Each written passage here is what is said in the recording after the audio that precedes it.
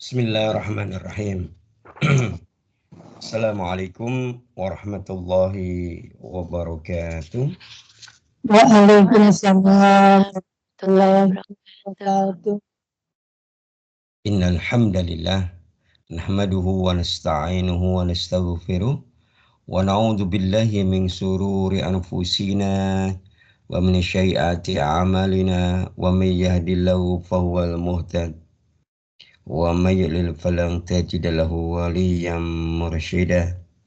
Asyhadu an la ilaha illallah wahdahu la syarikalah wa asyhadu anna sayyidana wa habibina wa syafi'ina wa maulana Muhammad wa ala alihi wa sahbihi ajma'in. Wa qala Allah ta'ala fil kitabihil karim, a'udzu billahi minasyaitonir rajim, wa ma arsalna qablaka minal mursalina illa innahum la ya'kuluna at-ta'ama wa yamshuna fil aswaq waj'alna ba'dakum li ba'din fitnah atasbirun wa kana rabbuka basyira. Wa qala Allah ta'ala aidan wa laman syabara wa ghafara inna dzalika la min azmil umur. Sadaqallahul azim wa sadaqa Rasulullahul karim wa nahnu ala dzalika minasy syahidin wa syakirin walhamdulillahi rabbil alamin. Para santri yang mulia, kita awali kajian kita di Sabtu pagi yang berkah ini dengan bersama-sama membaca basmalah. Bismillahirrahmanirrahim. Kemudian kita bersyukur sedalam-dalamnya atas semua kenikmatan dan kecukupan yang Allah berikan kepada kita hingga pagi ini. Allah atas izinnya, atas ketetapan dan kehendaknya, kita bisa hadir bermuajahah di majelis yang mudah-mudahan dimuliakan dan diberkahi oleh Allah ini. Semoga dengan kehadiran kita di majelis ini, Allah Ta'ala membahagiakan kita semua. Amin. Semoga dengan kehadiran kita di majelis ini, Allah memberikan kecukupan. Amin. Baik kecukupan lahir maupun kecukupan batin kepada kita semua. Amin. Semoga dengan kehadiran kita di majelis ini menjadi wasilah Allah memudahkan jalan kita menuju surga dan Allah menghindarkan kita dari azab neraka. Amin. Amin. Amin. Ya Allah. Allahumma amin ya rabbal alamin. Alhamdulillah. Insyaallah pagi ini di 10 hari yang terakhir di bulan apa? Zulhijjah. Zulhijjah ya. Berarti ntar lagi habis masa-masa tahun 1445 Hijriah dan kita akan memasuki tahun baru Hijriah. Gitu. Maka ketika hari-hari berlalu gitu ya, ketika tahun berubah, musim berganti, maka kita berharap ya, yang telah kita lampaui, yang telah kita jalani, semoga menjadi amal soleh. Amin. Di antaranya amal soleh adalah ya, ketika kita ketika para sahabat bertanya, ya Rasulullah, apakah amalan yang paling utama? Kemudian Rasulullah menegaskan, yaitu bertakwa kepada Allah. Ya. Bertakwa kepada Allah. Bagaimana takwa itu? Ya, bertakwa itu ya, ketika ada Umar bertanya kepada seorang sahabat, ya, bagaimana, apa yang dimaksud dengan bertakwa itu? Maka sahabat itu bertanya kepada Umar, ya Umar, apa yang kau lakukan jika kau mau berjalan melewati tempat yang gelap dan penuh dengan duri? Maka Umar pun berkata, sungguh aku akan melewati dengan berhati-hati. Berjalan dengan berhati-hati. Dan itulah hakikat ketakwaan. Berhati-hati dalam kehidupan dunia ini. Jangan sampai kita kena duri. Maksudnya apa? Karena duri terperosok ke dalam dosa dan kemaksiatan kepada Allah. Terperosok untuk mengikuti hawa nafsu, terperosok untuk melakukan amal su atau perbuatan yang buruk. Gitu ya. Kemudian sahabat bertanya lagi, apa amalan utama yang lain yang paling utama? Kemudian Nabi mengatakan Iqra'ul Quran, ya. Bacalah Quran. Al-Quran. Kenapa? Karena Al-Quran itu kata Nabi, ya, nurun fid dunya, nurun fid dunya, cahaya di dunia. Kemudian Nabi mengatakan, dan selain cahaya di dunia, bacaan Quran itu adalah simpanan di langit. Bacaan Quran itu cahaya di dunia dan simpanan di langit, kata Nabi begitu. Maka dalam matan yang lain dijelaskan barang siapa di sebuah rumah membaca Quran atau rumah itu di dalamnya penghuninya rajin baca Quran, maka rumahnya akan kelihatan seperti bercahaya seperti bintang-bintang di langit ketika kita melihat dari bumi. Jadi dari langit rumah-rumah yang dibacakan Quran maka akan terlihat bercahaya seperti bintang. Nah, itu ya. Nah, itu sebagai pengantar dan ya kita kalau sudah terus waktu bertambah sedangkan jatah usia kita berkurang, ya kita harus ya berusaha gitu ya. Karena ada masanya kita tuh masuk dalam kondisi usia lapuk. Oh, itu sunatullah, nggak ada orang itu muda terus, nggak ada. Ada saatnya tuh tua. Tua. Ada saatnya berkurang semua kemampuan. Kemampuan berpikir, kemampuan langkah kaki, kemampuan mengayunkan tangan, dan semua kemampuan. Kita akan kembali tidak mampu lagi. Nah, pada saat ketika sudah berada dalam kondisi tidak mampu seperti bayi yang lahir itu, saat itu ketika kita sudah berbekal yang cukup, insya Allah itu sudah membahagiakan kita. Namun yang celaka sampai kita berubah menjadi tidak mampu kembali, kok kita tidak punya bekal yang cukup, ya kita celaka. Kita tidak mendapatkan apa-apa, gitu. Maka di antara bekal yang dianjurkan Nabi itu adalah bagaimana kita itu menjadi hamba yang ridho kepada Allah dan kita dan Allah ridho kepada kita. Itu penting. Ya. Bagaimana Allah ridho kepada kita dan kita ridho kepada Allah. Itu penting. Gitu ya. Nggak apa-apa kita bertambah usia dan berkurang kemampuannya. Yang penting Ustaz, yang penting yang penting Allah ridho. Ya apa-apa kondisi kita berubah-ubah, yang penting Allah ridho.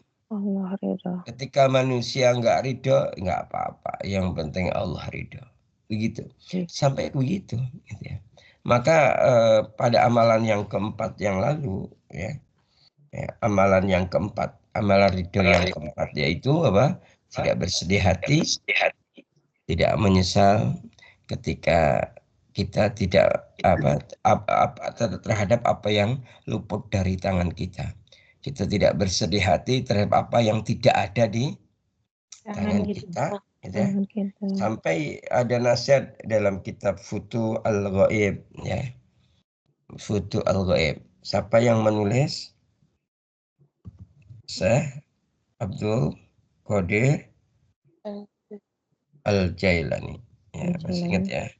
Dalam kitab ini beliau memberikan nasihat, jika kau berada dalam satu keadaan atau satu ahwal, maka jangan meminta keadaan yang atau lain, memilih keadaan yang lain yang Gitu. lebih tinggi atau Artinya yang apa? Artinya kalau Syekh seorang wali namanya Zunun Al-Mishri, seseorang itu binasa karena meminta suatu perkara yang telah disembunyikan darinya dan mengingkari perkara yang ditampakkan kepadanya. Gitu ya. Jadi kita mulai dari yang kedua tadi. Orang itu binasa kalau dia mengingkari yang nampak. Yang nampak itu disebut ahwal. Keadaan kita itu kayak apa sekarang, gitu ya. Kalau dia mengingkari pasti berarti dia minta keadaan yang lain. keadaan yang lain, gitu ya. Maka akan menyebabkan binasa. Yang kedua, seorang itu binasa karena meminta suatu perkara yang telah disembunyikan darinya, gitu ya. Yang telah disembunyikan darinya, gitu ya. Padahal kita itu gaib, kita nggak tahu, gitu. Tapi kita meminta yang Allah sembunyikan. Ketika Allah sembunyikan kepada kita, Allah punya Maksud maksud. Dan maksud Allah itu disebut iroda, kehendak. Dan kehendak Allah kepada hambanya itu adalah khair, kebaikan. Nah, gitu. Nah, sampai begitu kita itu masuk namanya suasana hati yang ridho. Sampai misalnya pagi ini kita baca raditu billahi rabban wa bil islami dinan wa bi Muhammadin sallallahu alaihi wasallam nabiyya. Kita baca itu 3 kali sambil hati dan pikiran, ya Allah hamba ridho pagi ini ya Allah. Apapun yang kau tetapkan hari ini hamba ridho ya Allah. Apapun yang kau tetapkan dalam kehidupan ini hamba ridho ya Allah. Gitu ya. Maka sekali lagi, jika kau berada dalam suatu keadaan atau ahwal, maka jangan meminta atau memilih keadaan yang lain. Ya, kita bakal binasa. Karena itu menyalahi apa? Irodah. Menentang ketetapan Allah. baik itu penegasan dari amal ridho yang keempat. Kita akan masuk amal ridho yang kelima. Kita akan masuk amal ridho yang kelima. Apa amal ridho yang kelima? Yaitu siap menanggung rasa sakit. Apa amal ridho yang kelima? Siap menanggung rasa sakit. Ya, jadi kalau kita ingin diridhoi Allah, maka kita harus ridho kepada Allah. Wujud ridhonya apa amalnya? Siap menanggung rasa sakit.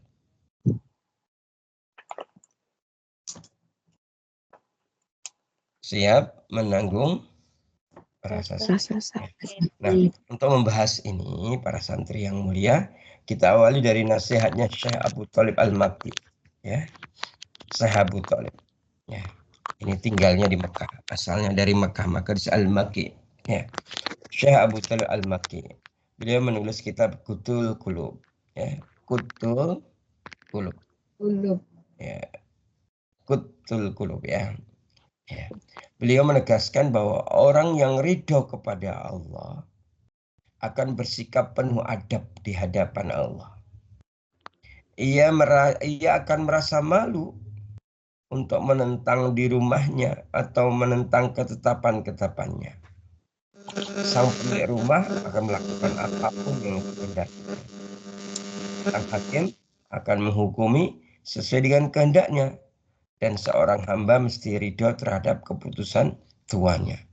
Berserah diri pada ketetapan sang hakim. Ya, Ustaz mau bertanya, kira-kira badan panjenengan itu dimiliki oleh jenengan atau dimiliki oleh Allah? Allah. Allah. Kehidupan jenengan itu sebenarnya pemiliknya jenengan atau pemiliknya Allah? Allah. Milik Allah. Bahkan sekali lagi diri kita tidak bisa memiliki diri kita.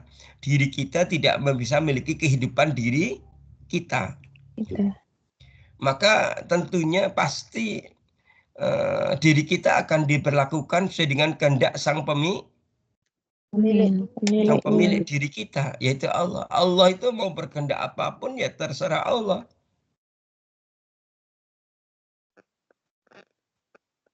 Gitu ya. Nah itu. Ini saya penegasan ya untuk memulai siap menanggung rasa sakit. Jadi Allah memberikan ketetapan apa, Sendiko dawuh ya Allah. Allah akan memberikan ketentuan apa? Siap ya Allah. Begitu. Kita kalau ridho kepada Allah itu lisan kita, batin kita hanya bisa siap ya Allah. Hamba siap ya Allah. Apapun hamba siap gitu. Sehingga hatinya jadi apa? Tenang, tenang gitu ya. Ya. Jadi kalau tenang menjadi senang kan itu.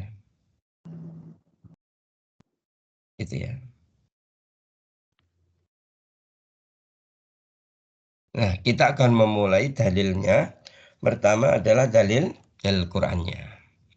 Ya, seperti biasa kita bahas dalil Qur'annya dulu. Kemudian penjelasan tafsir para ulama ahli tafsir. Setelah itu kita belajar sunnahnya dan keterangan para ulama. Asar sahabat dan keterangan para ulama. Nah, kita mulai untuk membahas amal yang kelima, yaitu siap menanggung rasa sakit ini adalah Allah menegaskan dalam surat Al-Furqan ya, surat ke-25 ya, ayat yang ke-20. Surat 25 ayat yang ke-20. Ayo dibuka semuanya. Ya, dibuka semuanya.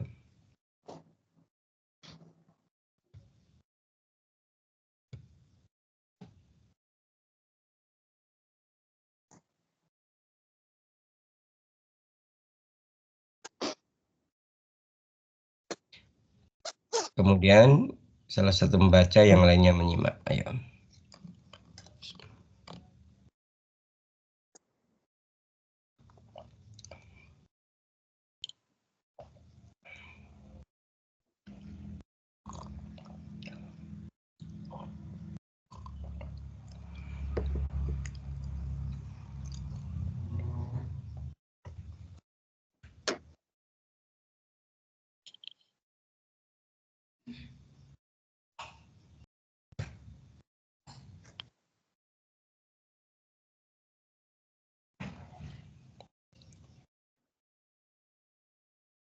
Enggak, langsung di bawah yang sampun kepanggih.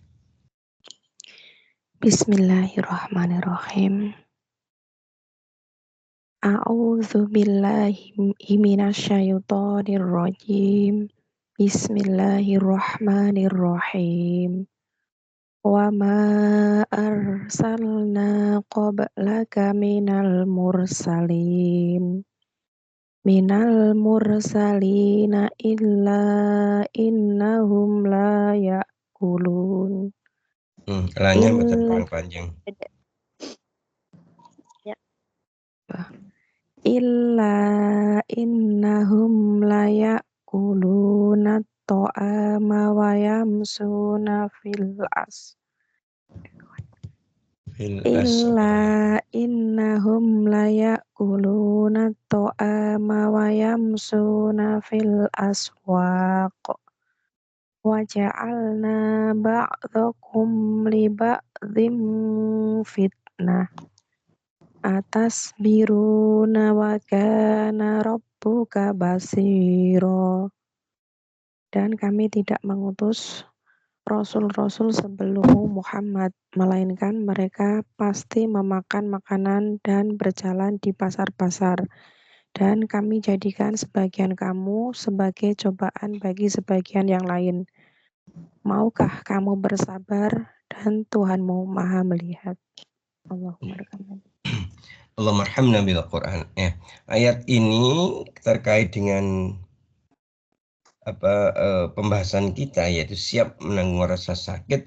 Ini ada pada kalimat waja'alna ba'dakum li ba'dhin fitnah. Kalimatnya ini harus digarisbawahi. Dan Allah menjadikan sebagian kamu sebagai fitnah bagi sebagian yang lain. Nah, ini perlu digarisbawahi. Allah menjadikan sebagian kamu menjadi cobaan bagi sebagian yang lain. Allah menjadikan sebagian kamu sebagai fitnah bagi yang lain. Nah, ini bergarisbawahi. Maka di sini ada kalimat atasbirun. Maukah kamu bersabar? Wa kana rabbuka basyura. Tuhanmu maha, dan sungguh Tuhanmu maha melihat, gitu kan? Rabbmu maha melihat. Oke, ini ya, jenengan akan semakin jelas kalau kita nanti sudah baca tafsirnya ya, gitu ya. Tapi secara tekstualnya ini waja'alna ba'dukum li ba'din fitnah. Mudah-mudahan jangan dia paham. Sebagai bentuk ujiannya apa? Bentuk Allah mendidik kita, Allah itu menjadikan sebagian kamu sebagai fitnah, menjadi fitnah bagi sebagian Sebagian yang lain. lain. Gitu ya, gitu ya. Ini itu ya.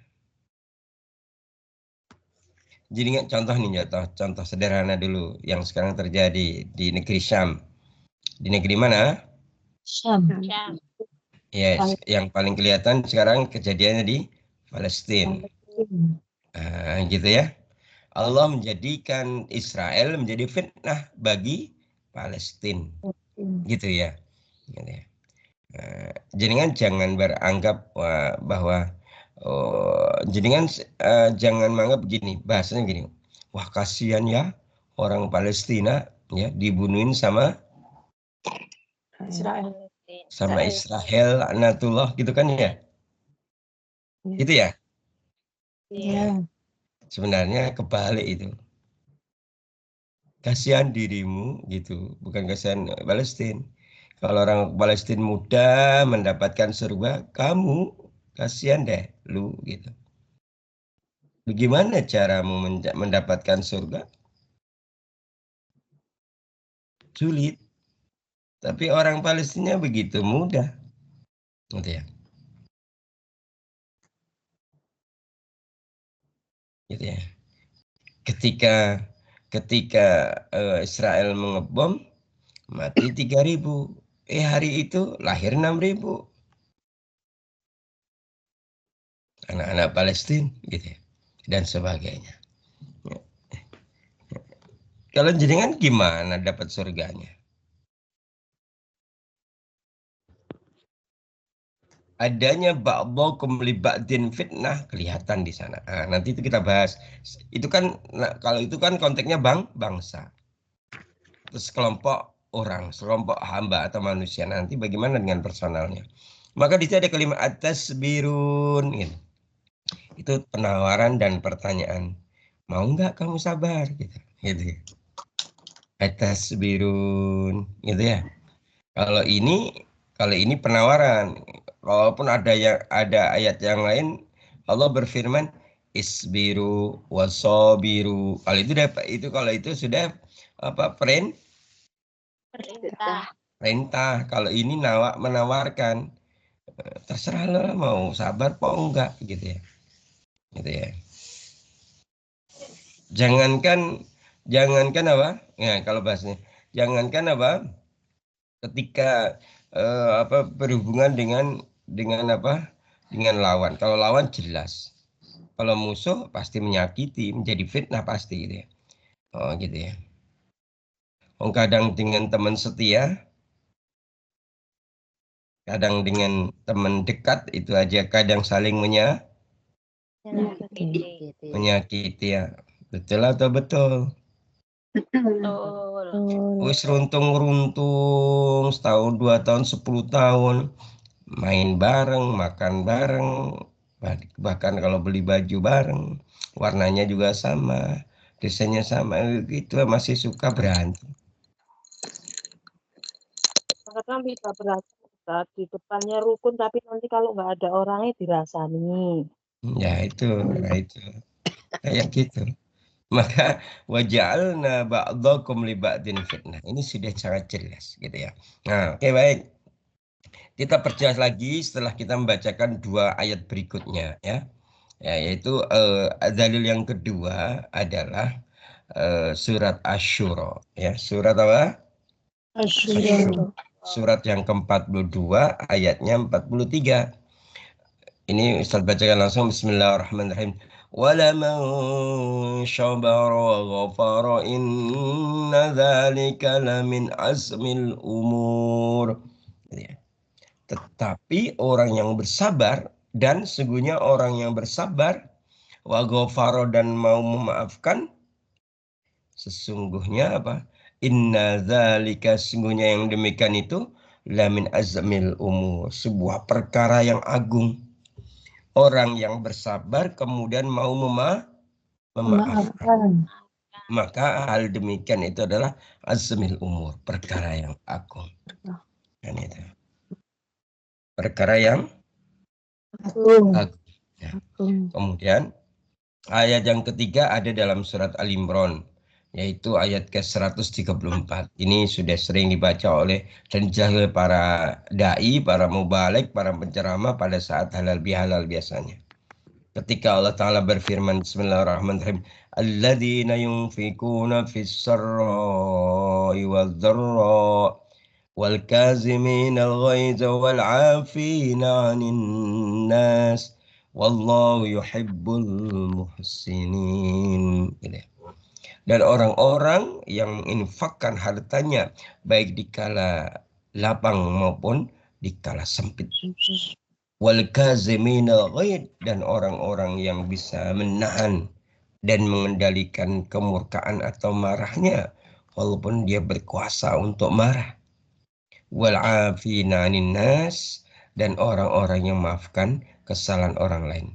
Jadi ada tiga amal yang di ayat sebelumnya ini disebut dengan muttaqin.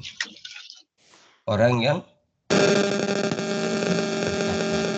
kan sebelumnya Allah tegaskan wasari'u. Ini nggak benar, Ustaz. Ya. Pun. Suaranya Ya. mendengar. Allah Ta'ala di ayat yang sebelumnya 100 berapa? 33. Ya, di situ Allah Ta'ala berfirman, Bismillahirrahmanirrahim. Wasari'u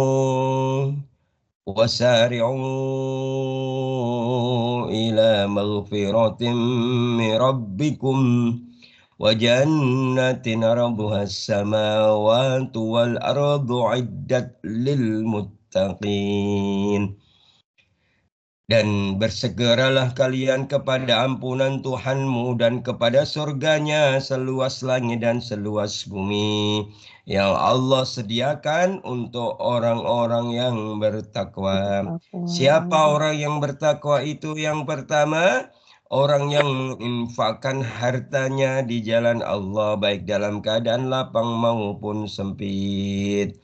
Yang kedua, wal kaziminal ghaid, orang bertakwa yaitu orang yang menahan amarahnya walaupun dia berkuasa untuk marah. Dan yang ketiga, orang yang bertakwa itu adalah orang yang memaafkan kesalahan manusia. Wallahu yuhibbul muhsinin.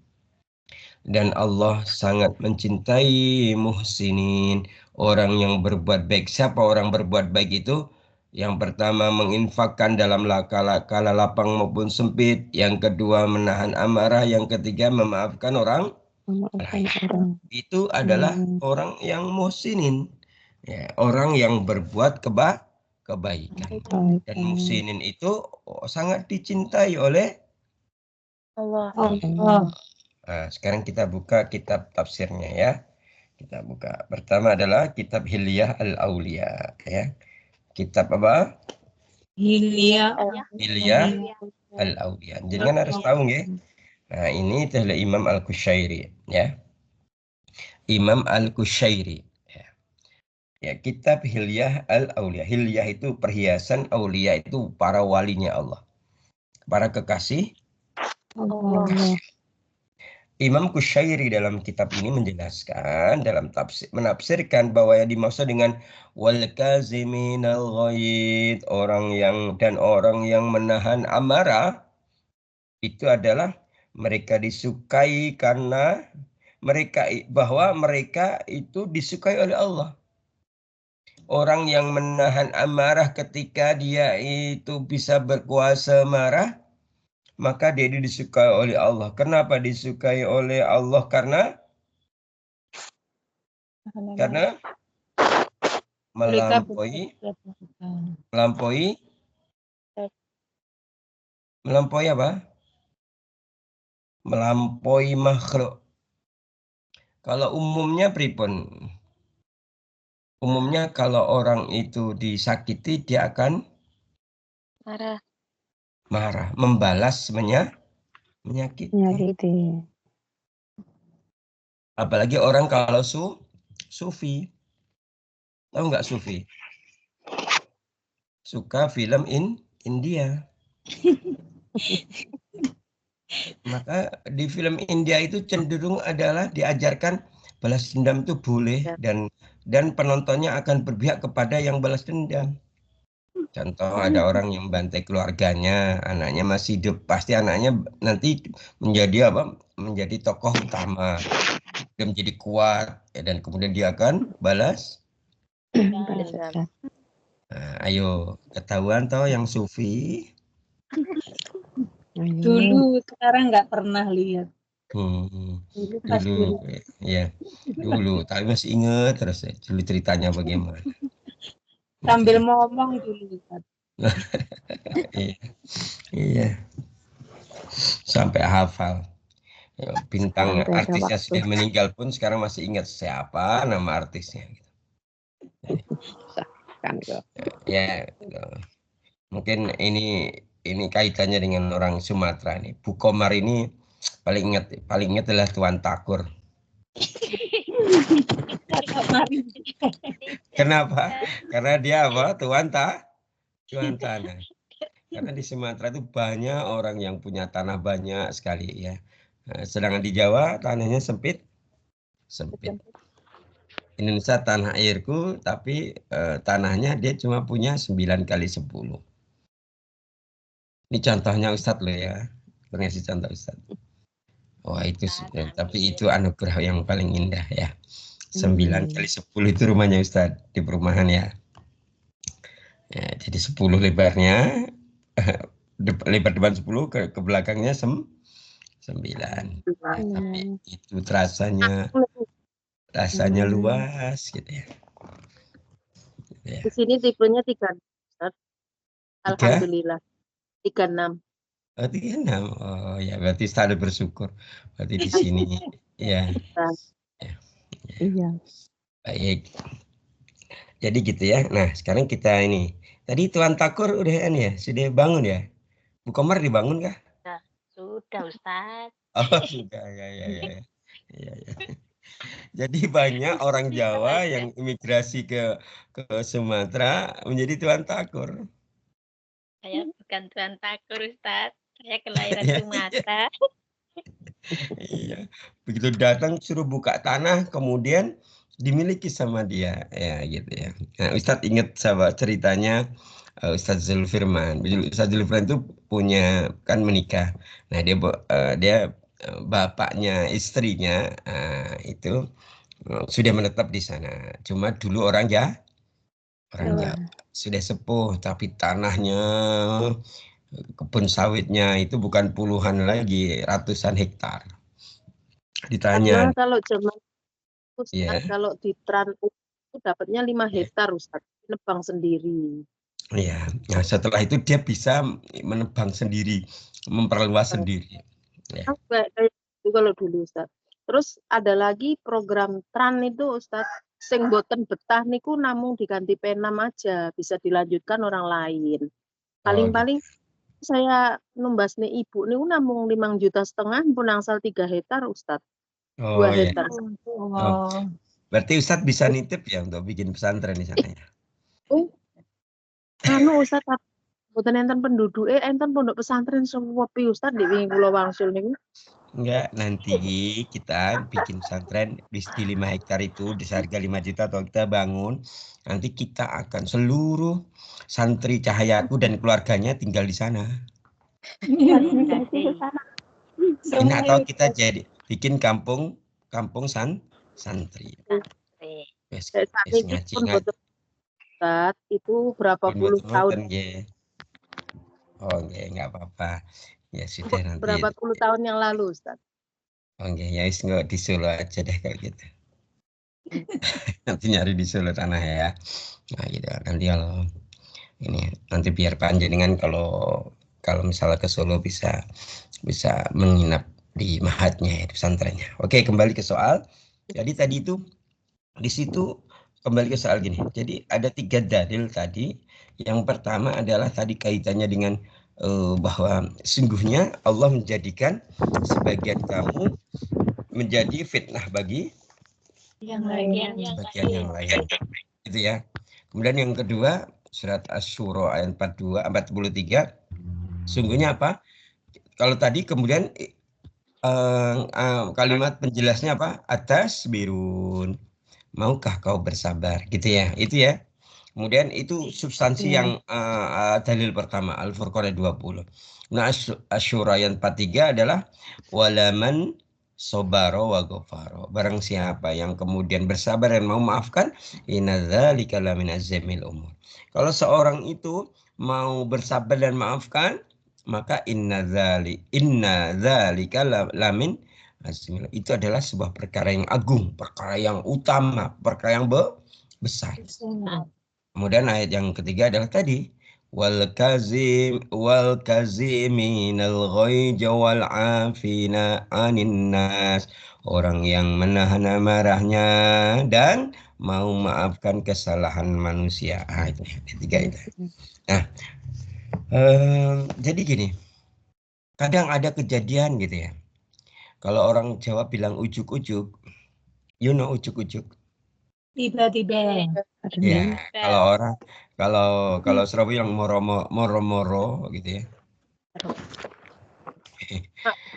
Kita misalnya ada orang di majelis sedang duduk gitu ya. Yang duduk gitu ya. Tiba-tiba itu ada orang datang tiba-tiba nunjuk-nunjuk. Nah, nunjuk-nunjuk ke seseorang sambil mengatakan kata-kata yang buruk gitu ya. Padahal dia juga nggak kenal, juga tiba-tiba nggak ada mendung, tiba-tiba hujan begitu. Kira-kira gimana jenengan? Tiba-tiba ada orang di majelis. Nyimak saja. Lihat saja dan nyimak.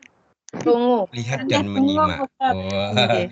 Lihat dan Nyawang, menyimak. Terus apa malah? Bengong, Ustaz. Bingung. Aneh. Bengong. Apa ki moro-moro kok marah-marah perkataannya buruk.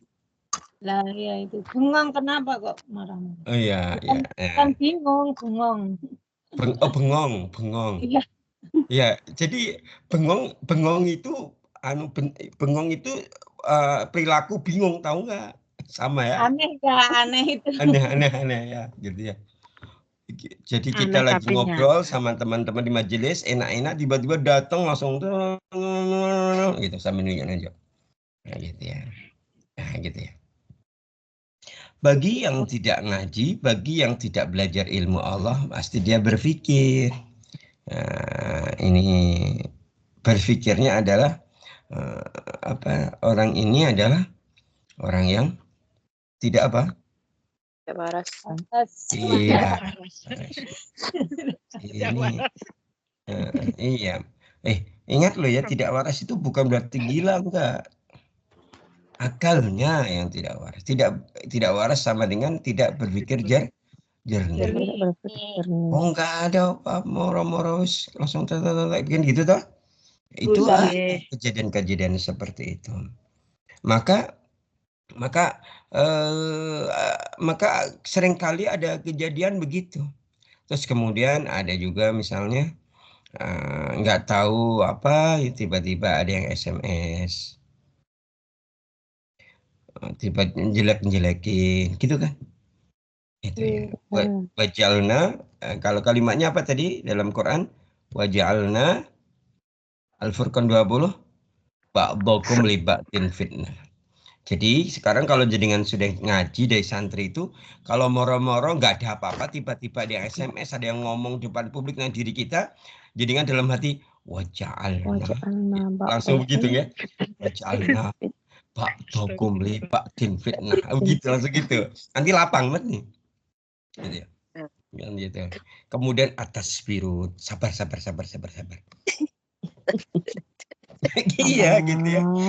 Oh, enggak, kita adalah orang itu punya niatan baik, tiba-tiba diterima dan dibalas oleh manusia orang lain dengan buruk. Ada seperti itu. Alhamdulillah. Kalau misalnya ada yang begitu, bacanya gimana? Waj'alna ba'dakum li ba'din atas biru. Dalam hati lo ya, gitu. Dalam hati, dalam mulut apa lu?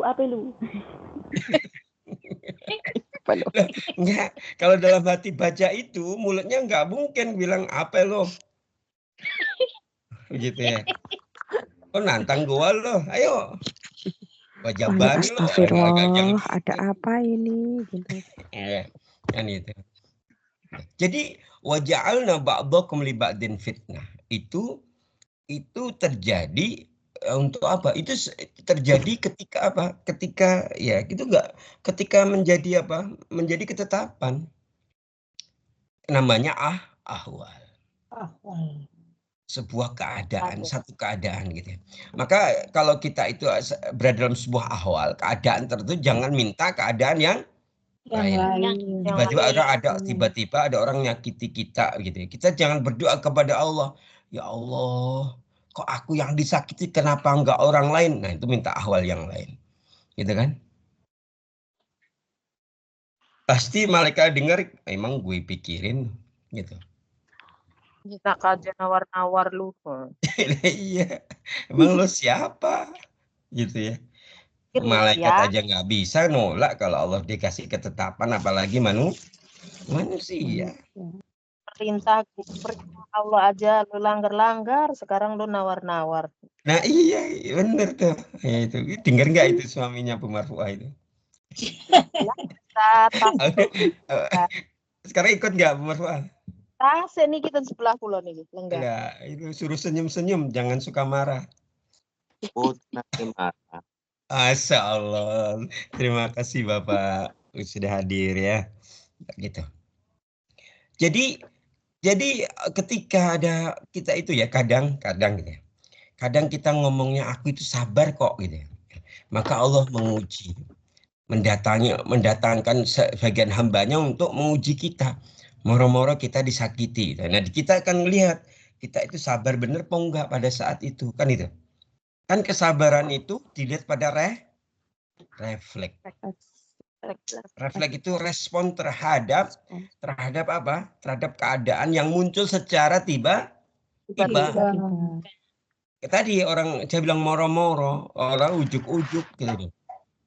Nggak ada apa-apa, ujuk-ujuk gitu. Nah, pada saat itu ketika ada yang begitu langsung kita refleksnya bilang, waja'alna ba'dakum li ba'din fitnah atas biru. Kira-kira gimana itu ya? Ada orang marah kita bismillahirrahmanirrahim, waja'alna ba'dakum li ba'din fitnah atas birun gitu. Pasti orang marah bilang, lo ngerukyah saya toh gitu gimana? Iya, betul. Dia bilang, enggak, aku cuma berzikir kok. Kan bacaan Quran itu zikron. Waja'alna ba'dakum li ba'din fitnah begitu. Atasbirun gitu ya. Atau disuruh baca apa? Kita baca surat apa? Asy-Syura 4. Gitu. Moro-moro ada yang orang marah-marah sama kita. Bismillahirrahmanirrahim. Wala man sabara wa ghafara illa dzalika liman lamin azmi umur.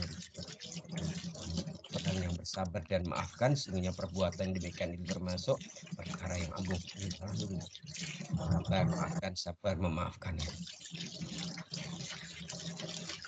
Dan sabar dan maafkan ini adalah apa? Ini adalah apa? Tradisi Nabi.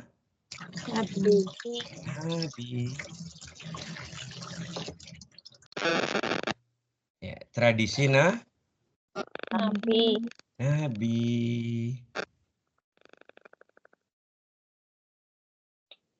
Kita melihat bagaimana Nabi itu gitu ya. Ya. Kepada orang yang menyakitinya, bahkan menyakitinya tidak hanya fisik ya, tidak hanya dilempari batu, tapi juga disakiti psikisnya, diolok-olok gitu. Tapi begitu kemudian sudah terluka-luka badannya, kemudian dia itu duduk di bawah pohon sambil dia ketika ada malaikat Jibril datang menawari bantuan, Ya Rasulullah, apakah engkau hendak ya, menginginkan agar malaikat penjaga jabal atau gunung itu menimpakan ya batu-batu ke gunung ke penduduk Taif? Apa kata Nabi? La ya Jibril. Malah setelah itu berdoa ya, dan punya harapan kalau generasi tua mereka menolak risalah ini. Saya berdoa memohon kepada Allah, semoga Allah memberikan hidayah kepada generasi sesudah mereka. Dan ternyata betul doa ini dikabulkan oleh Allah. Generasi sesudah mereka akhirnya generasi yang sangat loyal, setia kepada Rasulullah. Gitu ya. Kita teringat itu ketika setiap pagi itu Nabi belum makan. Nabi sudah membawa roti, kemudian pergi bergegas ke pasar Madinah. Di situ ada seorang laki-laki tua, buta, Yahudi. Kemudian Nabi menyuapin. Setiap suapan apa kata laki-laki itu? Jangan kau dekati Muhammad, dia itu orang gila. Setiap suapan lagi, jangan kau dekati Muhammad, dia itu penipu, mengaku-ngaku Nabi dan seterusnya. Kalau jenengan gimana? Berbuat baik tapi malah diolok gitu. Pastinya gitu ya. Pas kan? Gitu ya. Begitu ya, langsung gitu. Betul, tak betul. Betul. Tapi Nabi tidak demikian. Nabi ketika nyuapin tetap lembut gitu ya. Gitu ya. Tetap lembut gitu ya. Jangankan kita Abu Bakar aja beda kok ya. Ketika Nabi sudah wafat, makanya menggantikan Abu Bakar gitu lah. Betul nggak? Betul. Ketika di pagi-pagi dia datang ke rumah putrinya Aisyah dan bertanya, ya putriku, apa yang belum saya lakukan yang pernah dilakukan oleh Nabi? Ya Abi, sungguhnya setiap pagi Nabi itu pergi ke pasar untuk menyuapin seorang laki-laki tua Yahudi. Nah, ya udah itu. Ya, datanglah dia nyuapin, awalnya lembut. Setelah itu dia kemudian berkata lagi tentang Rasul, menjelek-jelekin Rasulullah. Akhirnya suapannya jadi kasar, gitu. Nyuapin kasar tahu ya. Oke, Ustaz. Ya, gitu ya. Langsung laki. Makanya langsung laki-laki itu bilang apa? Ih, ini bukan yang biasanya nyuapin aku. Gitu. Siapa yang nyuapin aku? Ini siapa? Dia langsung bagaimana? Aku sahabatnya. Yang biasanya menyuapin kamu itu adalah yang setiap setelah kau disuapin kau menjelekkan dirinya. Dia adalah Rasulullah Muhammad SAW. Dan aku sahabatnya Abu Bakar, begitu. Ya, langsung saat itu Allah memberikan hidayah kepada hatinya, kemudian bersahadat, gitu ya. Kita teringat bagaimana Nabi, ya, ketika Nabi, gitu ya, setiap dia berjalan menuju ke Masjid Nabawi, ada seorang wanita dari atas, di atapnya itu apa, guyur dengan air kotoran, air comberan. Tapi Nabi senang karena sampai masjid dia mandi lagi. Ya, kalau jenengan diguyur air kotoran gimana? Langsung balik. Oh, ini kurang pelajaran ini orang ini. Gitu ya. Sampai akhirnya suatu hari Nabi lewat kok nggak diguyur, dia lihat-lihat ke atas, nih orang kemana ya? Kok saya nggak diguyur, dia siap gitu. Ya. Tumben ya. Tumben gitu ya. Padahal sudah gua ganti baju. Jadi kalau ada orang yang berbuat ini gitu, misalnya loh, biasanya ada orang yang nyakiti saya, kok nggak ada sekarang gitu. Mana ya? Malah ditanyain. Gitu. Ternyata setelah nyari informasi, ternyata dia apa? Sakit. Ya, sakit. Kemudian Nabi menjenguknya dan ya langsung, padahal nggak ada kalau kerabatnya nggak ada satu pun yang jenguk, malah Nabi yang dia sakiti menjenguk pertama kali, bawa bingkisan lagi. Gitu. Maka saat itulah wanita ini kemudian bersyahadat, begitu seterusnya. Masya Allah. Emang Nabi itu manusia pilihan, Rasulullah itu kekasih Allah, dan memang dia menjadi uswah hasanah gitu. Mungkin kalau kita bicara kita ingin serupa dengan beliau ya nggak bisa. Mustahil. Nah, ya itu apa? Itu hil yang mustahil namanya. Oke. Hil yang Mustahil. mustahil gitu ya. Tetapi perintah dari Allah bukan samalah dengan Rasulullah, tapi apa? Ikutilah. Ikutilah. Mengikuti. Kalau bahasanya contoh lah. Nah, gitu kan? Karena Nabi itu uswah, contoh, tauladan, maka teladani Nabi gitu ya. Oke gitu. Baik. Nah, sekarang di kitab yang sama, yaitu kitab apa tadi? Hilyah Kitab Hilyah Al-Auliya. Ya. Di situ dijelaskan pula ada dua orang. Ada yang siap menanggung rasa sakit ketika disakiti oleh orang lain, ada yang tidak siap. Ada yang tidak siap. Ada yang siap, ada yang tidak siap. Nah, yang kita bahas sekarang yang siap. Nah, nggak usah bahas yang tidak siap. Kenapa seorang itu sanggup menanggung rasa sakit dan sanggup menahan amarah? Nah, itu. Alasan yang pertama, ayo jangan catat ya. Nanti karena ini menjadi apa? Menjadi tips ya, menjadi langkah-langkah baik yang harus kita lakukan ketika kita lagi disakiti orang. Gitu ya. Apa ada jaminan tenang aja dengan setelah ini nggak ada yang nyakiti, enggak? Ya tetap ada. Jenengan masih hidup, masih pengen hidup kan? Masih. Nah iya nanti ada. Iya masih ada. Jadi kayak gitu. Ya. Jadi hadirin yang dimuliakan Allah. Kenapa ada orang yang mampu menanggung rasa sakit dan menahan amarah? Pertama nih, perhatikan. Pertama, orang yang demikian karena dia melihat makhluk, baik keberadaan maupun perbuatan makhluk itu dinisbatkan kepada Allah. Sekaligus ketika ada orang yang memfitnahnya atau menyakitinya atau berbuat kurang nyaman kepada dirinya, saat itu dia langsung introspeksi diri.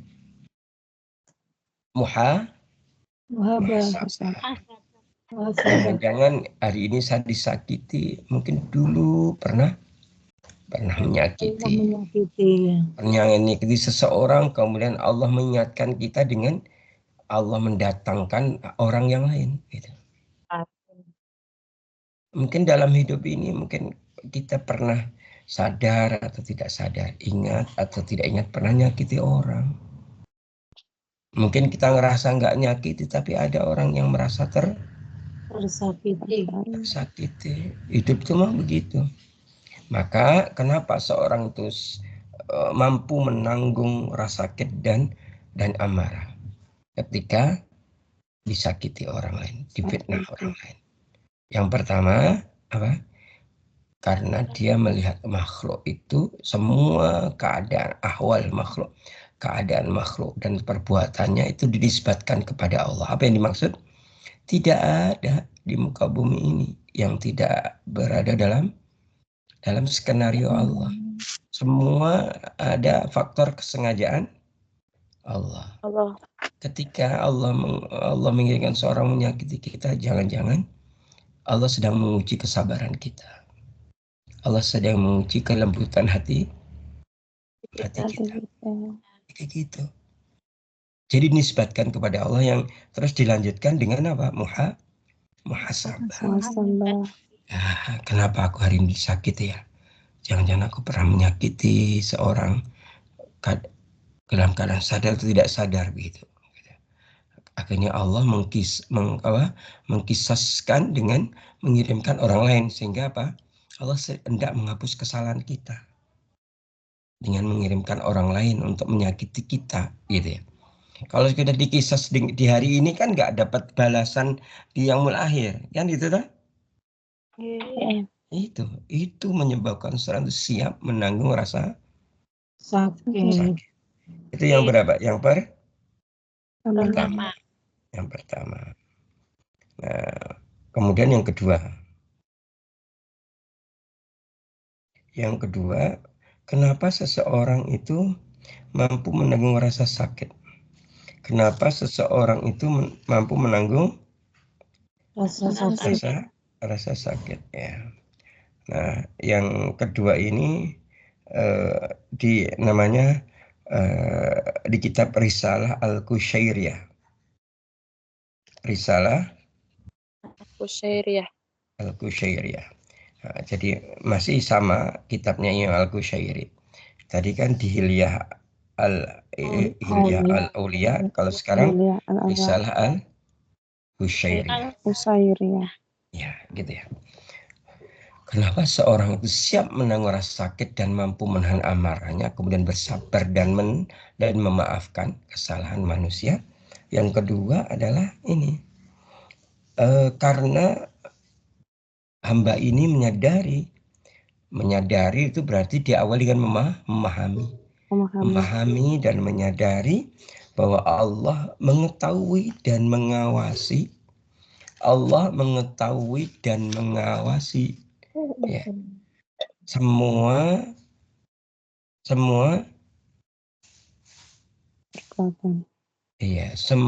keadaan atau ahwal kita.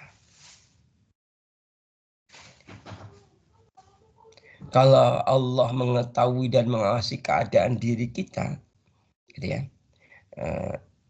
Ketika seorang merasa sakit, ketika disakiti, maka menganggap itu hal yang biasa. Seperti orang di pesantren, santri melakukan kesalahan, kemudian dihukum diikop sama ustadznya, gitu ya. Ketika diikop, misal suruh berdiri, gitu ya, berdiri, kaki satunya diangkat, gitu ya, kedua tangannya di atas, gitu. Tapi diawasi sama ustadznya, kira-kira gimana?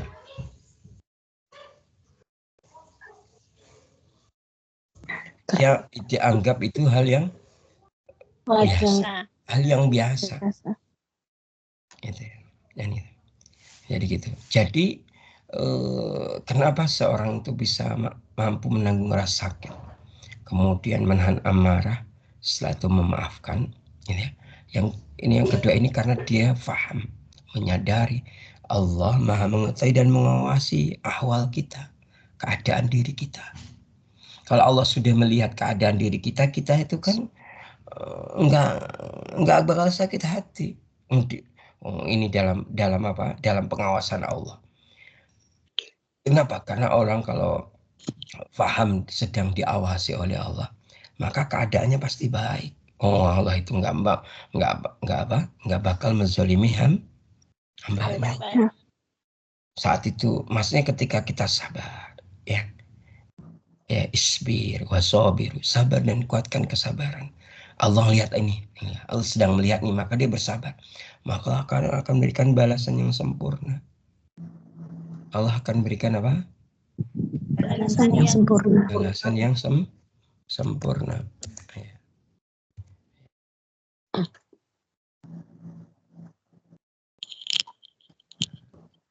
Ada siapa tadi balasan?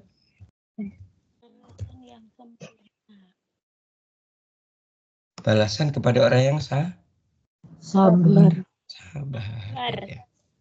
Iya, gitu ya. Banyak sekali ayat-ayat yang membahas tentang apa? Tentang balasan. Balasan apa? Orang-orang yang sabar, gitu ya. Banyak sekali ya. Mungkin jenengan nanti bisa maos ya. Ada ayat, ada hadis yang membahas tentang keutamaan orang yang apa? Sabar. Pertama misalnya apa? Surat Ali Imran 146 itu. Wallahu yuhibbus sabirin. Sungguh Allah mencintai orang-orang yang sabar. Sabar. Surat apa tadi? Al-Imran ayat 140. Imran ayat Nah, 146. jadi orang sabar dia dicintai. Padahal kita kan yang kita cari itu. Kita mencari agar bagaimana Allah itu mencintai kita. Gitu. Maka ketika kita sabar, maka akan mendatangkan cintanya Allah. Kan itu ya. Dan masih banyak lagi balasan orang yang sabar. Gitu ya. Ya. Hadirin para santri yang mulia, bahkan nanti kalau panjenengan mau ya mungkin jenengan bisa selain tadi misalnya An-Nahl ayat 96 gitu ya. Itu kan ada ayat yang cukup jelas gitu ya. Ya, apa itu? Ya, itu ketika Allah akan memberikan balasan kepada orang sabar dengan apa? Pahala yang lebih baik dari apa yang telah mereka kerjakan. Nah, dan seterusnya. Gitu ya. Bahkan juga ada hadis-hadis yang lain yang menjelaskan tentang keutamaan tadi, keutamaan orang yang bersabar tadi. Banyak sekali. Kan itu kan. Gitu ya. Siapa? Sungguhnya orang yang bersabar itu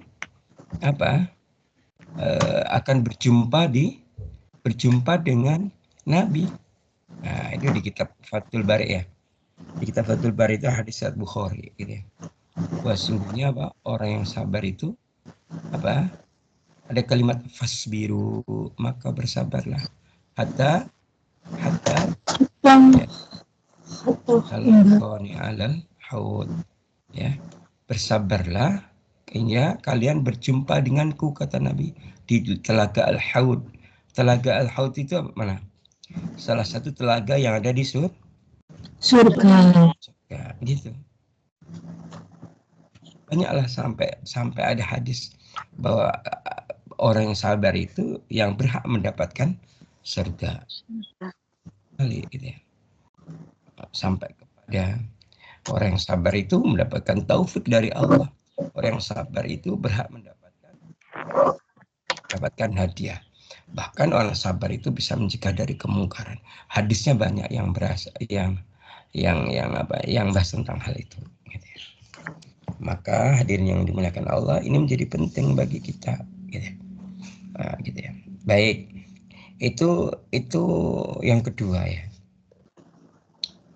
Kenapa seorang itu bisa menanggung rasa sakit dan tidak marah, kemudian memaafkan kesalahan orang lain? Yang kedua, karena dia memahami dan menyadari bahwa Allah melihat dan mengawasi penderitaan yang dia alami.